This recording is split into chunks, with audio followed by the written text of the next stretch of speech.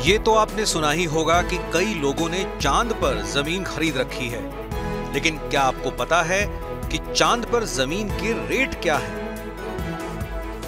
अगर हम आपको चांद पर जमीन के रेट बता देंगे तो शायद आपको यकीन नहीं होगा। तो सुनिए, चांद पर 1 एकड़ जमीन का रेट मात्र 3000 रुपए है। अब आप सोच रहे होंगे कि यह जमीन आखिर इतनी सस्ती क्यों है, लेकिन पहले यह सुनिए। अक्सर यह बात सुनने को मिलती है कि अमुक आदमी ने चांद पर जमीन खरीदी है। कभी सुपरस्टार शाहरुख खान का नाम तो कभी सुशांत सिंह राजपूत का नाम चांद पर जमीन खरीदने वालों की लिस्ट में सुनने को मिलता है। सुशांत सिंह राजपूत ने साल 2018 में चांद पर जमीन खरीदी थी। वहीं बॉलीवुड के बादशाह यानी शाहरुख खान को उनके एक फैन ने चांद पर जमीन तोहफे में दी थी।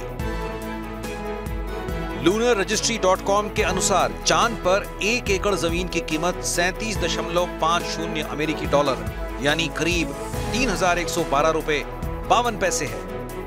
कम कीमत होने के कारण लोग भावनाओं में बहकर रजिस्ट्री कराने के बारे में ज्यादा नहीं सोचते। जब जमीन की कीमत तय है तो सवाल यह भी उठता है कि आखिर चांद का मालिक कौन है। आउटर स्पेस ट्रीटी 1967 के मुताबिक अंतरिक्ष के किसी भी ग्रह या फिर चांद पर किसी भी एक देश या व्यक्ति का अधिकार नहीं है। चांद पर बेशक किसी भी देश का झंडा लगा हो, लेकिन चांद का मालिक कोई नहीं।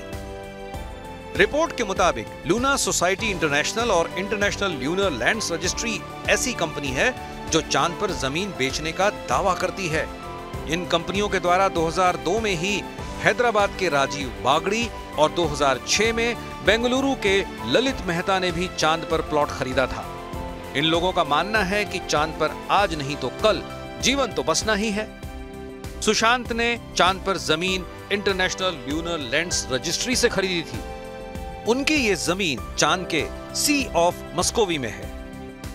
लेकिन चांद पर जमीन की बिक्री कानूनी है या गैर कानूनी, इस बारे में इंटरनेशनल संगठनों का मानना है कि चांद की जमीन पर कानूनी तौर पर किसी का मालिकाना हक नहीं माना जा सकता, क्योंकि पृथ्वी से बाहर की दुनिया पूरी मानव जाति की धरोहर है। इस पर किसी एक देश का कब्जा नहीं हो सकता।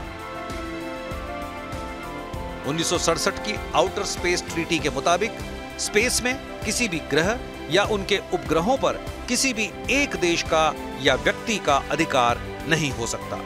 भारत समेत 110 देशों ने इस पर साइन किए हुए हैं। बिना किसी अधिकार के कंपनियां चांद पर जमीन की रजिस्ट्री का जो दावा करती हैं, तो ये एक तरह का गोरख धंधा ही है।